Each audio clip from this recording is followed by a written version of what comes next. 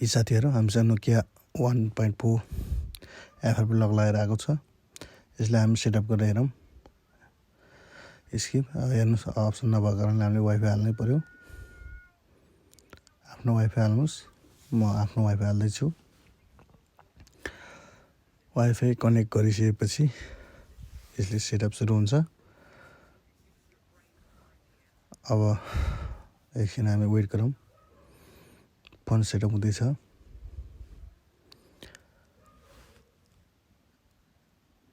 एकछिन टाइम लाग्छ, सेटअप हुँदैछ। हामीलाई थाहा छ माथि तालचा लक लगाएर आइसकेको छ, यसमा एफआरपी छ। तैपनि हामी एकचोटि छ कि छैन कन्फर्म गरेर हेरौँ भनेर हामीले यो सेटअप गर्न थालेको हो। सेटअप गर्दै जाउँ। अब यसलाई एकछिन टाइम लागिरहेछ।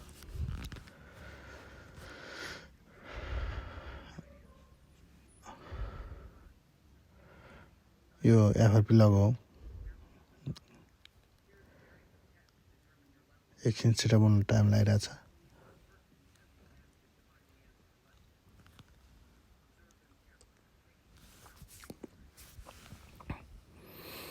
Don't copy. सेटअप हुँदैछ। हामीलाई अब लक लाग्यो। हामीलाई लक थाहा छैन। अब हामी गुगलबाट जाउँ। हामीलाई गुगल पनि थाहा छैन।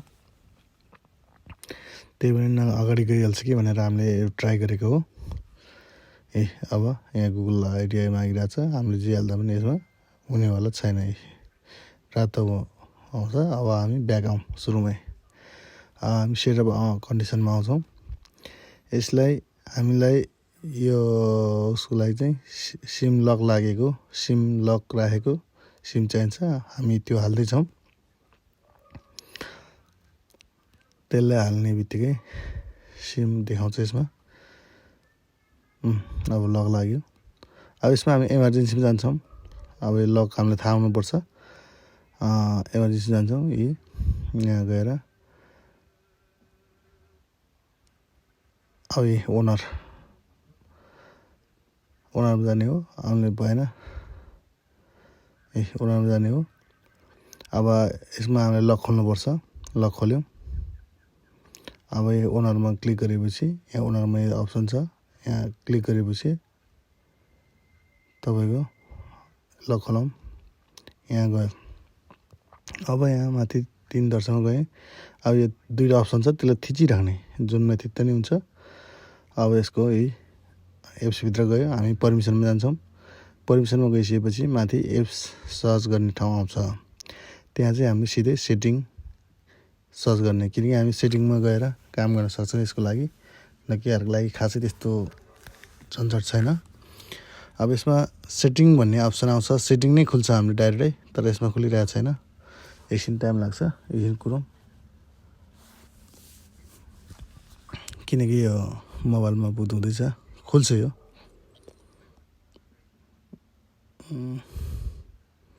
खुल्छ। अब यहाँ मुनि सेटिङ देखायो। अब सेटिङ जाने बित्तिकै सेटिङ अप्सन खुल्छ। अब यसमा हामीले सिधै सेटिङ खुली सिधै ओपन गरौँ।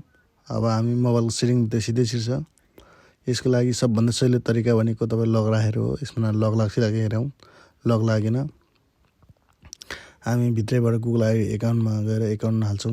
गुगल आइडी त्यो लिन्छ, लिँदैन हो। सिधै लकमा गयो। अब भनेपछि हामी ब्याक आएर हामी नयाँ तरिकाबाट गर्छौँ।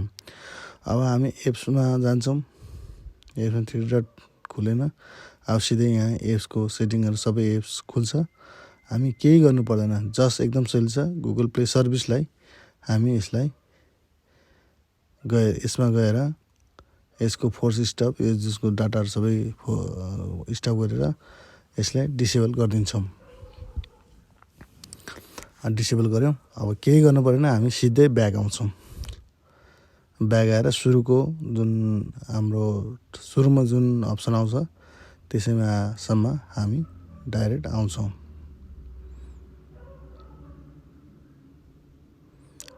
अब हामी यहाँबाट फेरि सेटअप गर्छौँ, किनकि हामीले गुगल प्ले सर्भिस चाहिँ डिसेबल गरिसकेका छौँ। त्यसलाई फेरि हामी सुरुवात गर्छौँ। हेर्दै जानुहोस्। यसलाई डन कपी गरौँ। अब डन कपी गरिसकेपछि एकछिन यसले टाइम लिन्छ, किनकि योभन्दा अगाडि बढ्दैन, हामी सबैलाई थाहा छ। अब हामी ब्याक गर्छौँ। अब किन ब्याक गर्छौँ भनेदेखि गुगल प्ले अब यो सबभन्दा हामीले ख्याल गर्ने कुरा चाहिँ यो सेटअप अफलाइन भन्ने आउनु पऱ्यो। अब कन्टिन्यू गरौँ।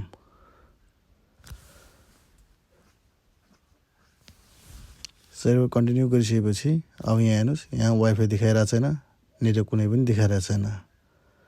अब योभन्दा अगाडि पनि बढ्दैन, हामीलाई थाहा छ, किनभने हामीले गुगल पे सर्भिसले चाहिँ डिसेबल गरेका छौँ। अब हामीले फेरि सिम निकाल्छौँ।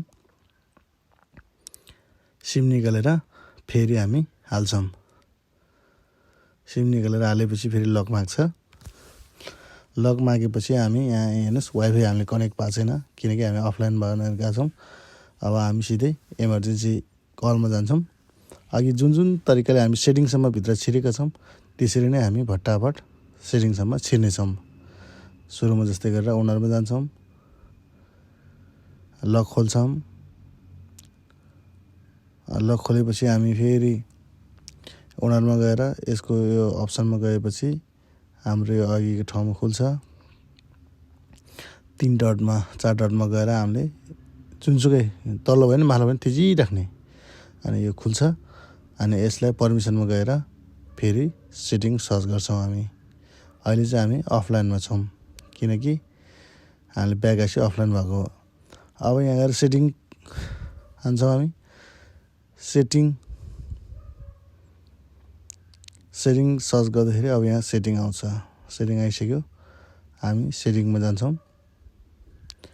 सेटिङमा गएर अब हामी अघि जस्तै गरेर यसको ओपन गरेर यसको सेटिङमा गइसकेपछि अब हामी यसमा गएर गुगल पे सर्भिसलाई चाहिँ फेरि इनेबल गरिदिन्छौँ। यसलाई इनेबल गरिदिइसकेपछि हामी यसलाई इनेबल मात्र गर्छौँ, केही गर्दैनौँ। अब हामी फेरि फर्केर अगाडिकै जुन ठाउँसम्म हामीले अगाडि सेटअप गरेका छौँ, त्यो ठाउँसम्म हामी बिस्तारै सुस्तारै फर्किन्छौँ।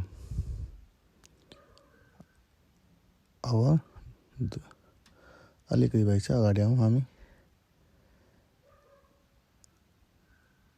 अब यहाँ सेटअप यहाँसम्म आउँछ। हामीले यहाँसम्म गएर अड्केका थियौँ, यहाँबाट अगाडि जान्छ हाम्रो, किनकि गुगल पे सर्भिस गएपछि अब सेटअप हुँदैछ। स्किप आयो, लकको स्किप आयो। लक राख्ने हो भनेर हामी नराख्ने स्किप गरौँ। अब यसको यो लक माग्छ त्यो पनि स्किप गर्छौँ हामी। अब हामीले सिधै हामी लेट्स गो, हाम्रो काम सक्सेस भयो। हेर्नुहोस्, यस्तै भिडियो चाहनुहुन्छ भने हाम्रो च्यानललाई सब्सक्राइब, लाइक, कमेन्ट र बेल आइकन दबाउनुहोस्।